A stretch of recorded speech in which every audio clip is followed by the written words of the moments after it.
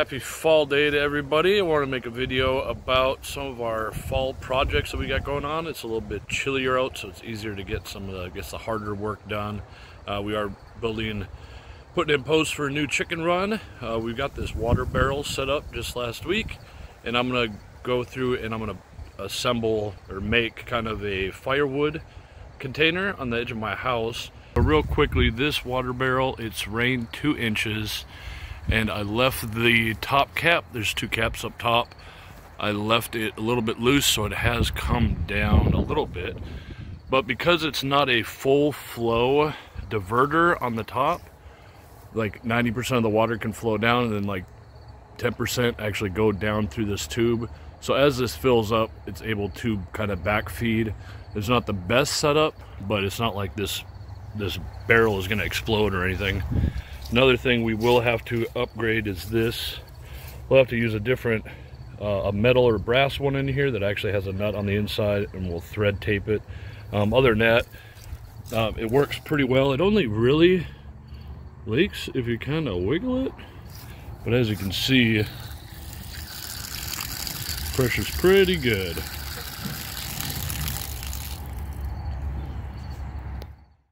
Stop to smell the roses here real quick.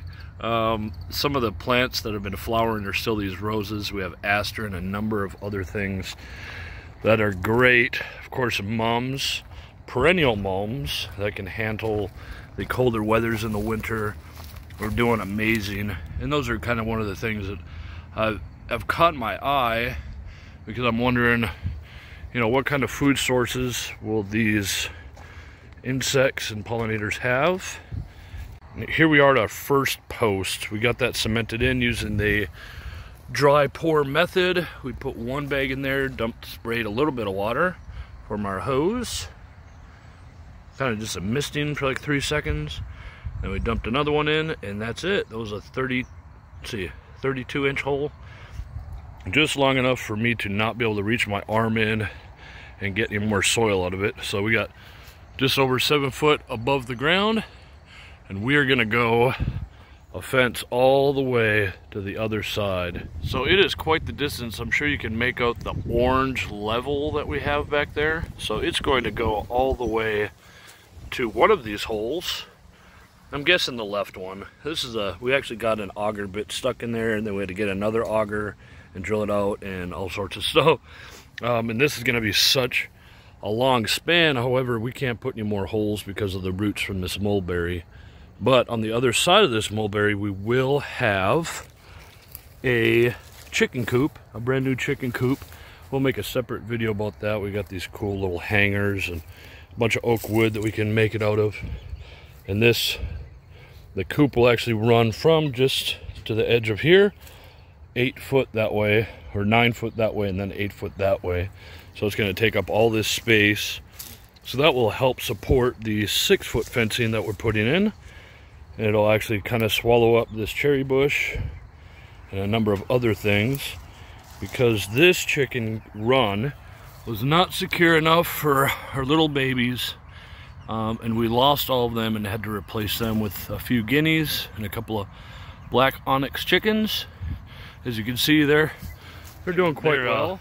They're little chickens, so they kind of run away, but they're doing pretty well. We got them temporary water that we have to clear out every, I don't know, a couple of hours.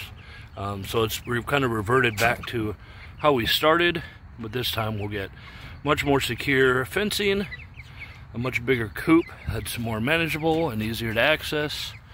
And we're actually planning on getting up to about 15, maybe 20 chickens next year in the spring.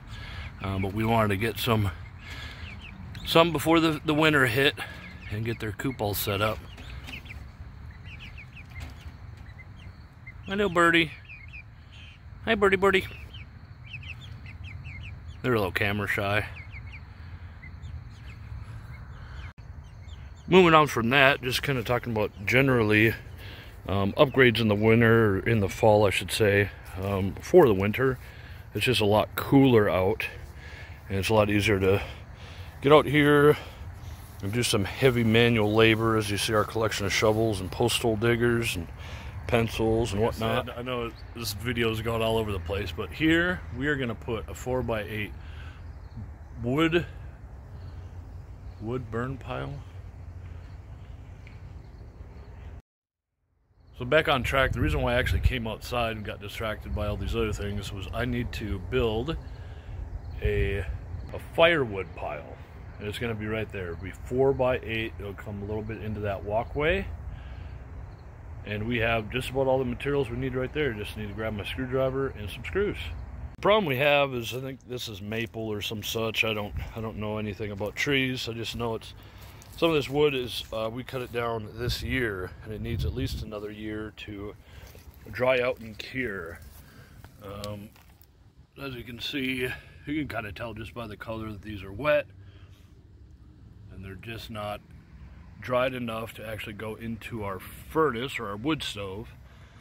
But I do have a friend that has a bunch of wood that has been sitting for a couple of years and is ready, he tells me. So I'm just gonna make a simple structure. I might even leave, it's gonna be 2 posts about 6 foot high on either end. I'll put some bracing in it, and I'll probably even put a supporting beam in the center, just so that we can stack up wood in there.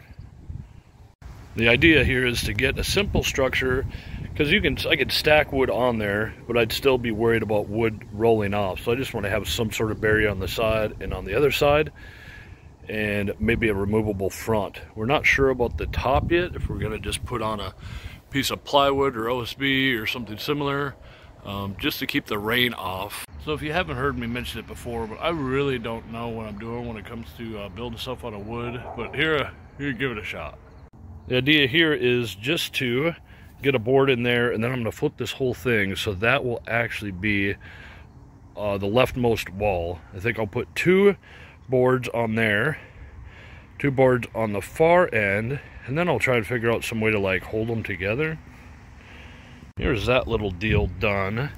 Now I need the distance to be less than 8 foot, because if I do put some sort of sheet metal, or if I put plywood on the top as a roof, I'm going to need it, it's going to be 8 foot by 4 foot, so my max dimensions have to be that.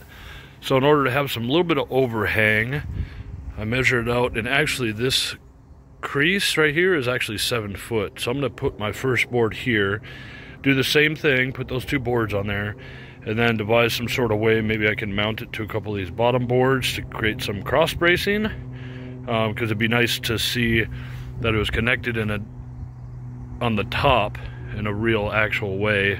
Now the second side up is propped up by another piece of wood. My original thought was to put maybe a board in the center, and the center there, and the center there. That way there could be one single piece of wood there, like a main support. But I'm not sure.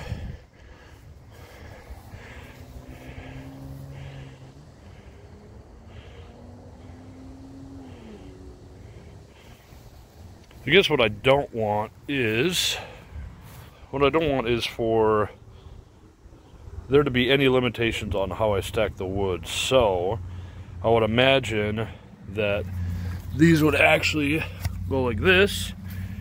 These bottom boards would actually go this way, so it has something to sit on, and there's some air underneath. And these are all oak wood, by the way, mostly, so they should be pretty tolerant and shouldn't rot down too quick. So if I were to put additional strap here, maybe just in the back, if I put an additional strap that would hold the 2 sides together. So I've made another thing. I kind of figured if I just made some sort of main box here, this actually isn't part of the deal. Actually it is. I made a thing here. I figured if I made something that was a little bit smaller, I'd be able to either attach straight posts or angle posts to the sides. That would tie the whole thing together, and that way it would also kind of give me the distancing that I needed or wanted against the wall. I didn't want it to be pushed against that dryer extractor, which is actually just a fan on the other side now. So actually that fan might help us dry out some of our wood here. One of the difficult parts about this whole deal is trying to get, with only one person, trying to get these things to stand up. I had that there for a second, so I wanted to screw down this corner So we'll have to, I don't know, grow another arm and get this thing screwed together. I hope this is coming through. So this is the piece that's actually screwed in from the far side there, and it's screwed in right there, 3 different spots. I'm trying to duplicate that over here, so I just need to remember that it's the outside of that right there to the inside of that. So even if I can't get this to line up exactly when I'm screwing it in together, it should be all right.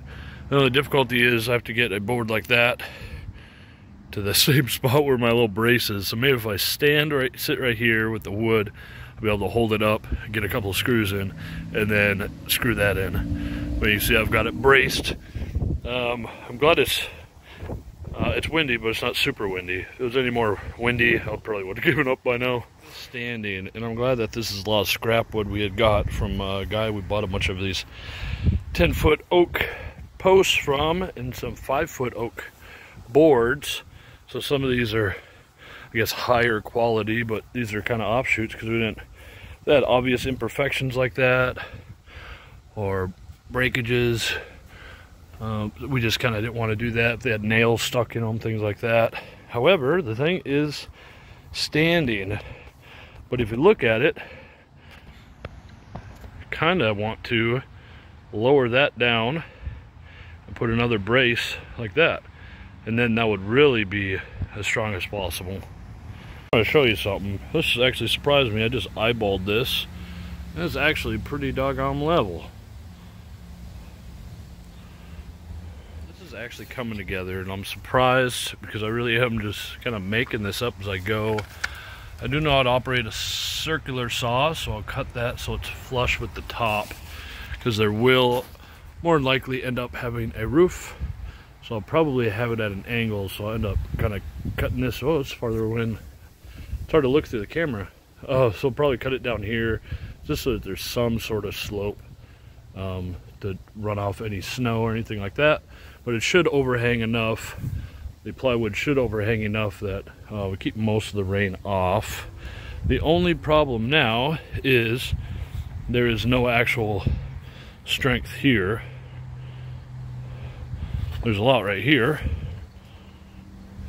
So as I slide it back, I'll have to think, based on how I'm going to stack the wood in there, could I use the baseboards and kind of tie them together? If I could tie one board to there, have it go here, then another board, that would solidify that somewhat. Or should I do some sort of front bracing? I'm not really quite sure, but I'm going to slide this back and see what kind of pops into my head. Alright, after sleeping on it, I've decided to do 2 braces on either end. So I'm going to go up like this, and then there'll be another piece that goes like that. So hopefully it'll tie the back with the front. I'm going to do that method so that way there is some sort of barrier, just in case, because the logs are going to be laying like this. You might have a tendency to roll, so hopefully I'll stop some of that. It would be nothing worse than piling up all that wood just for it to like spill out the side, right? What we ended up doing is we sized it up to a piece of wood that actually will go into our fire stove, wood stove. And then we attached this front, so this made it a lot sturdier. It's not even right now, that's why it's kind of wobbling a little bit.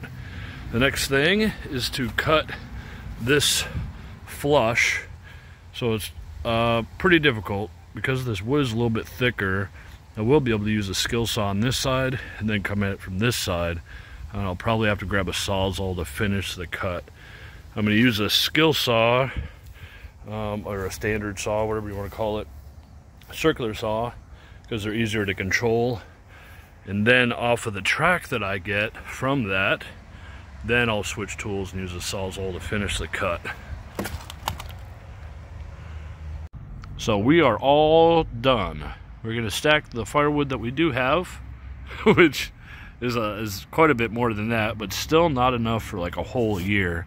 But a friend of mine does have a bunch of dried wood that we can get from him, so we'll talk to him and start that process. But you can see we've got it super ultra mega braced in a kind of make it up as you go kind of deal. We got this corner cleaned up, pretty decently. I just needed that skill saw and that was fine. Like I said, I may cut this down and then add just a piece of plywood or OSB or something like that. But it's decently sturdy, especially with that bottom board tying it all together. And the good part of this was, this is all scrap extra oak wood that the guy that we bought the 10-foot posts from, these are all stuff that he was actually going to cut up and burn in his wood stove. So for us to be able to reuse some of it for our purposes is actually pretty cool. So I hope you got something out of this, and we will see you next time. All right, bye-bye.